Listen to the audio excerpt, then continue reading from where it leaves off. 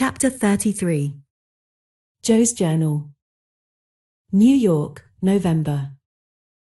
Dear Mommy and Beth, I'm going to write you a regular volume, for I've got heaps to tell, though I'm not a fine young lady traveling on the continent. When I lost sight of Father's dear old face, I felt a trifle blue, and might have shed a briny drop or two, if an Irish lady with 4 small children, all crying more or less, hadn't diverted my mind, for I amused myself by dropping gingerbread nuts over the seat every time they opened their mouths to roar. Soon the sun came out, and taking it as a good omen, I cleared up likewise, and enjoyed my journey with all my heart. Mrs. Kirk welcomed me so kindly I felt at home at once, even in that big house full of strangers. She gave me a funny little sky parlor, all she had, but there is a stove in it, and a nice table in a sunny window, so I can sit here and write whenever I like. A fine view and a church tower opposite atone for the many stairs, and I took a fancy to my den on the spot.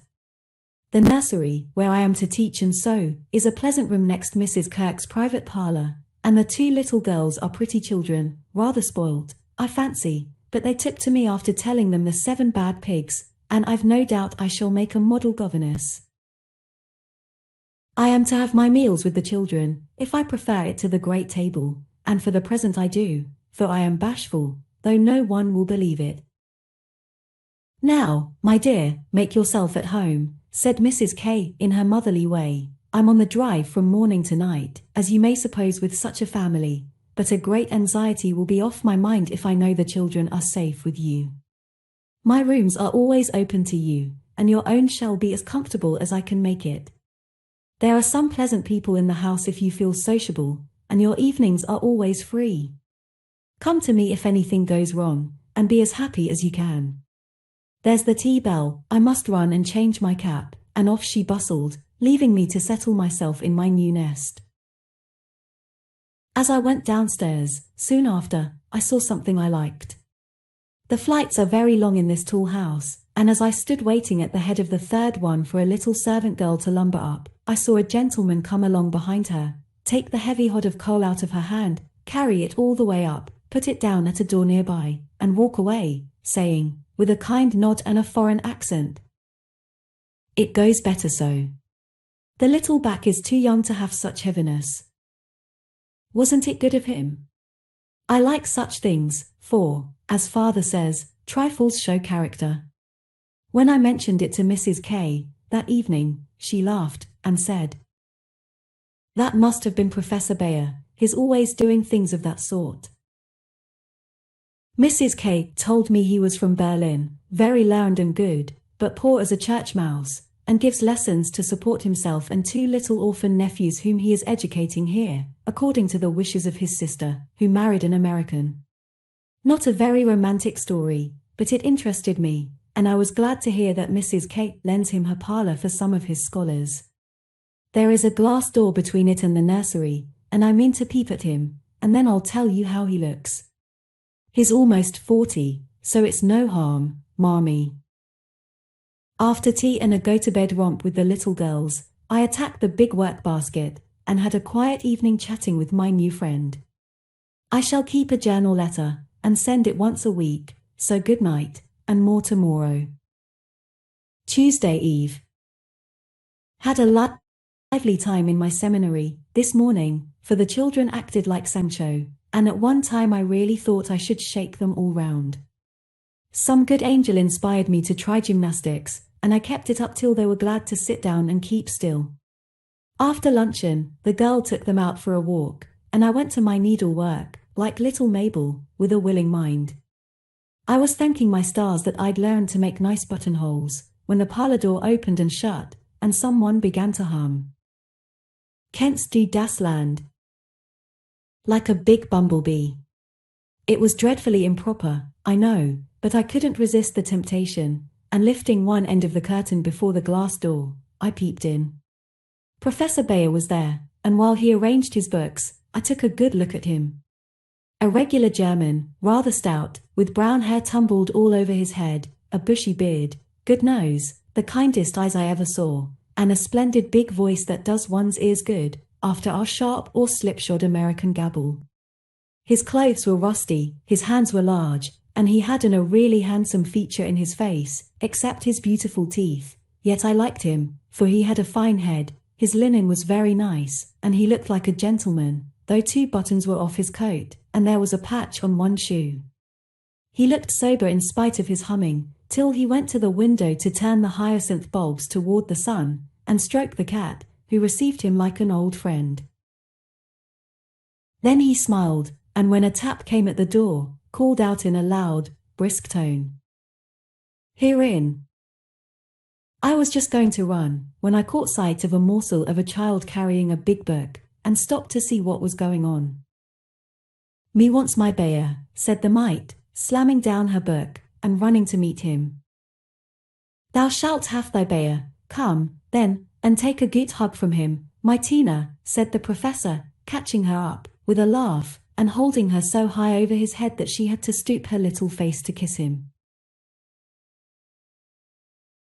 "Now me muse tuddy my lesson," went on the funny little thing, so he put her up at the table, opened the great dictionary she had brought, and gave her a paper and pencil, and she scribbled away, turning a leaf now and then, and passing her little fat finger down the page, as if finding a word, so soberly that I nearly betrayed myself by a laugh, while Mr. Bayer stood stroking her pretty hair, with a fatherly look, that made me think she must be his own, though she looked more French than German.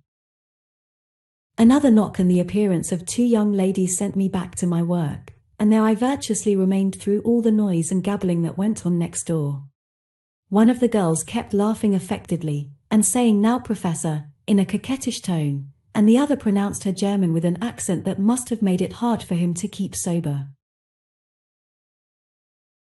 Both seemed to try his patience sorely, for more than once I heard him say emphatically, "No, no, it is not so, you have not attend to what I say," and once there was a loud rap, as if he struck the table with his book, followed by the despairing exclamation, "Prat!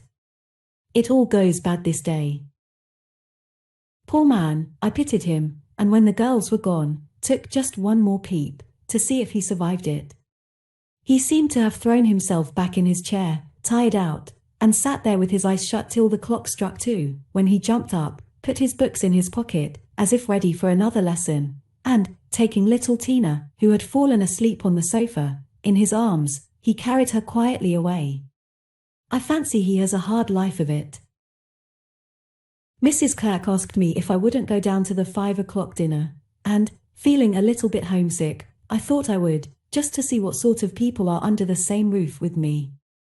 So I made myself respectable, and tried to slip in behind Mrs. Kirk, but as she is short, and I'm tall, my efforts at concealment were rather a failure. She gave me a seat by her, and after my face cooled off, I plucked up courage, and looked about me. The long table was full, and everyone intent on getting their dinner, the gentlemen especially, who seemed to be eating on time, for they bolted in every sense of the word, vanishing as soon as they were done. There was the usual assortment of young men absorbed in themselves, young couples absorbed in each other, married ladies in their babies, and old gentlemen in politics. I don't think I shall care to have much to do with any of them, except one sweet-faced maiden lady, who looks as if she had something in her. Cast away at the very bottom of the table was the professor, shouting answers to the questions of a very inquisitive, deaf old gentleman on one side, and talking philosophy with a Frenchman on the other. If Amy had been here, she'd have turned her back on him forever, because, sad to relate, he had a great appetite, and shovelled in his dinner in a manner which would have horrified her ladyship. I didn't mind, for I like to see folks eat with a relish, as Hannah says, and the poor man must have needed a deal of food after teaching idiots all day. As I went upstairs after dinner, 2 of the young men were settling their hats before the hall mirror, and I heard one say low to the other, "Who's the new party? Governess, or something of that sort.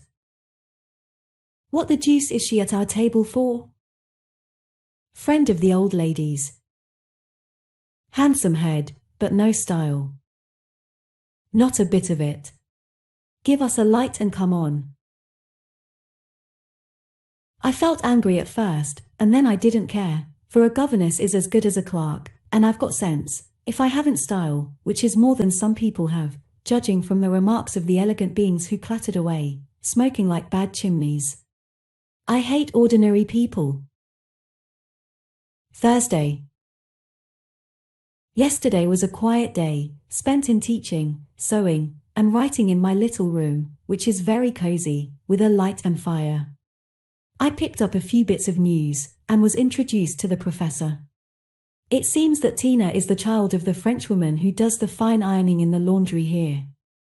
The little thing has lost her heart to Mr. Bayer, and follows him about the house like a dog whenever he is at home, which delights him, as he is very fond of children, though a bachelor.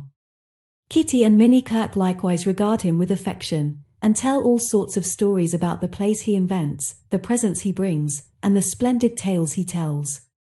The young men quiz him, it seems, call him Old Fritz, Lagerbeer, Ursa Major, and make all manner of jokes on his name. But he enjoys it like a boy, Mrs. K says, and takes it so good-naturedly that they all like him, in spite of his foreign ways. The maiden lady is a Miss Norton, rich, cultivated, and kind. She spoke to me at dinner today, for I went to table again, it's such fun to watch people, and asked me to come and see her at her room. She has fine books and pictures, knows interesting persons, and seems friendly, so I shall make myself agreeable, for I do want to get into good society, only it isn't the same sort that Amy likes. I was in our parlour last evening, when Mr. Bayer came in with some newspapers for Mrs. Kirk. She wasn't there, but Minnie, who is a little old woman, introduced me very prettily. This is Mamma's friend, Miss March. Yes, and she's jolly and we like her lots, added Kitty, who is an enfant terrible. We both bowed, and then we laughed, for the prim introduction and the blunt addition were rather a comical contrast. Ah, yes, I hear these naughty ones go to vex you, Miss Marsh. If so again, call at me and I come, he said, with a threatening frown that delighted the little wretches. I promised I would, and he departed, but it seems as if I was doomed to see a good deal of him, for today, as I passed his door on my way out, by accident I knocked against it with my umbrella. It flew open, and there he stood in his dressing gown, with a big blue sock on one hand, and a darning needle in the other. He didn't seem at all ashamed of it, for when I explained and hurried on, he waved his hand, sock and all, saying in his loud, cheerful way, "You have a fine day to make your walk. Bon voyage, mademoiselle." I laughed all the way downstairs, but it was a little pathetic, also, to think of the poor man having to mend his own clothes. The German gentlemen embroider, I know, but darning hose is another thing, and not so pretty. Saturday. Nothing has happened to write about, except a call on Miss Norton, who has a room full of lovely things, and who was very charming, for she showed me all her treasures, and asked me if I would sometimes go with her to lectures and concerts, as her escort, if I enjoyed them. She put it as a favor, but I'm sure Mrs. Kirk has told her about us, and she does it out of kindness to me. I'm as proud as Lucifer, but such favors from such people don't burden me, and I accepted gratefully. When I got back to the nursery there was such an uproar in the parlour that I looked in, and there was Mr. Bayer down on his hands and knees, with Tina on his back, Kitty leading him with a jump rope, and Minnie feeding two small boys with seed cakes, as they roared and ramped in cages built of chairs. "We are playing Nargery," explained Kitty. "This is mine effluent," added Tina, holding on by the professor's hair. "Mama always allows us to do what we like Saturday afternoon, when Franz and Emil come, doesn't she, Mr. Bayer?" said Minnie. The effluent sat up, looking as much in earnest as any of them, and said soberly to me, "I give you my word it is so. If we make too large a noise you shall say hush to us, and we go more softly." I promised to do so, but left the door open, and enjoyed the fun as much as they did, for a more glorious frolic I never witnessed. They played tag and soldiers, danced and sung, and when it began to grow dark they all piled onto the sofa about the professor, while he told charming fairy stories of the storks on the chimney-tops and the little kobolds who ride the snowflakes as they fall. I wish Americans were as simple and natural as Germans, don't you? I'm so fond of writing, I should go spinning on forever if motives of economy didn't stop me, for though I've used thin paper and written fine, I tremble to think of the stamps this long letter will need. Pray forward Amy's as soon as you can spare them. My small news will sound very flat after her splendors, but you will like them, I know. Is Teddy studying so hard that he can't find time to write to his friends? Take good care of him for me, Beth, and tell me all about the babies, and give heaps of love to everyone. From your faithful Joe. P.S. On reading over my letter it strikes me as rather baery, but I am always interested in odd people, and I really had nothing else to write about. Bless you. December. My precious Betsy. As this is to be a scribble-scrabble letter, I direct it to you, for it may amuse you, and give you some idea of my goings-on, for, though quiet, they are rather amusing, for which, oh, be joyful. After what Amy would call Herculaneum efforts, in the way of mental and moral agriculture, my young ideas begin to shoot and my little twigs to bend as I could wish. They are not so interesting to me as Tina and the boys, but I do my duty by them, and they are fond of me. Franz and Emil are jolly little lads, quite after my own heart, for the mixture of German and American spirit in them produces a constant state of effervescence. Saturday afternoons are riotous times, whether spent in the house or out, for on pleasant days they all go to walk, like a seminary, with the professor and myself to keep order, and then such fun. We are very good friends now, and I've begun to take lessons. I really couldn't help it, and it all came about in such a droll way that I must tell you. To begin at the beginning, Mrs. Kirk called to me, one day, as I passed Mr. Bayer's room, where she was rummaging. Did you ever see such a den, my dear? Just come and help me put these books to rights, for I've turned everything upside down, trying to discover what he has done with the 6 new handkerchiefs I gave him not long ago. I went in, and while we worked I looked about me, for it was a den, to be sure. Books and papers everywhere, a broken meerschaum, and an old flute over the mantelpiece as if done with, a ragged bird, without any tail, chirped on one window seat, and a box of white mice adorned the other. Half-finished boats and bits of string lay among the manuscripts, dirty little boots stood drying before the fire, and traces of the dearly beloved boys, for whom he makes a slave of himself, were to be seen all over the room. After a grand rummage 3 of the missing articles were found, one over the birdcage, one covered with ink, and a third burnt brown, having been used as a holder. Such a man, laughed good-natured Mrs. K, as she put the relics in the rag-bag. I suppose the others are torn up to rig ships, bandage cut fingers, or make kite-tails. It's dreadful, but I can't scold him, he's so absent-minded and good-natured, he lets those boys ride over him roughshod. I agreed to do his washing and mending, but he forgets to give out his things and I forget to look them over, so he comes to a sad pass sometimes.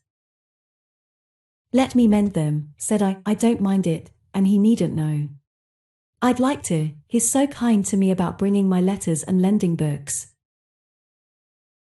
So I have got his things in order, and knit heels into 2 pairs of the socks, for they were boggled out of shape with his queer dance.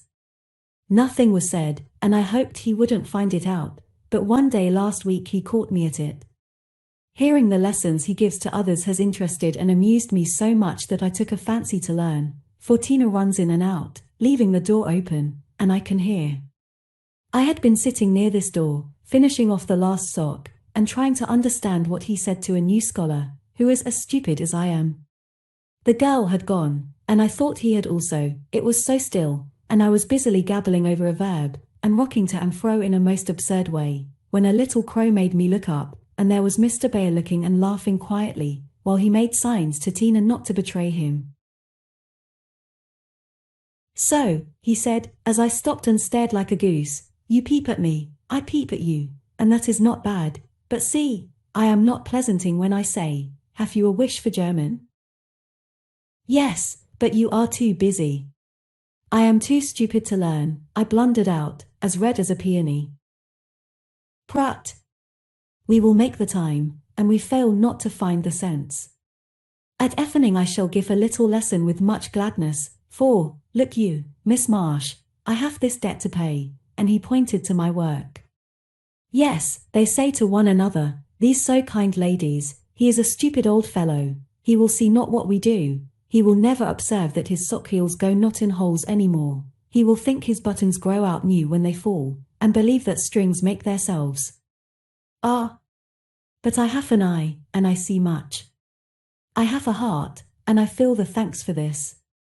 Come, a little lesson then and now, or no more good fairy works for me and mine. Of course I couldn't say anything after that, and as it really is a splendid opportunity, I made the bargain, and we began. I took 4 lessons, and then I stuck fast in a grammatical bog. The professor was very patient with me, but it must have been torment to him, and now and then he'd look at me with such an expression of mild despair that it was a toss-up with me whether to laugh or cry. I tried both ways, and when it came to a sniff of utter mortification and woe, he just threw the grammar onto the floor, and marched out of the room. I felt myself disgraced and deserted forever, but didn't blame him a particle, and was scrambling my papers together, meaning to rush upstairs and shake myself hard, when in he came, as brisk and beaming as if I'd covered myself with glory. Now we shall try a new way. You and I will read these pleasant little Marchen together, and dig no more in that dry book, that goes in the corner for making us trouble. He spoke so kindly, and opened Hans Andersen's fairy tales so invitingly before me, that I was more ashamed than ever, and went at my lesson in a neck-or-nothing style that seemed to amuse him immensely. I forgot my bashfulness, and pegged away, no other word will express it, with all my might, tumbling over long words, pronouncing according to the inspiration of the minute, and doing my very best. When I finished reading my first page, and stopped for breath, he clapped his hands and cried out, in his hearty way, Das ist gut. Now we go well. My turn. I do him in German, give me your ear. And away he went, rumbling out the words with his strong voice, and a relish which was good to see as well as hear. Fortunately the story was the Constant Tin Soldier, which is droll, you know, so I could laugh, and I did, though I didn't understand half he read, for I couldn't help it, he was so earnest, I so excited, and the whole thing so comical. After that we got on better, and now I read my lessons pretty well, for this way of studying suits me, and I can see that the grammar gets tucked into the tales and poetry as one gives pills in jelly. I like it very much, and he doesn't seem tired of it yet, which is very good of him, isn't it? I mean to give him something on Christmas, for I dare not offer money.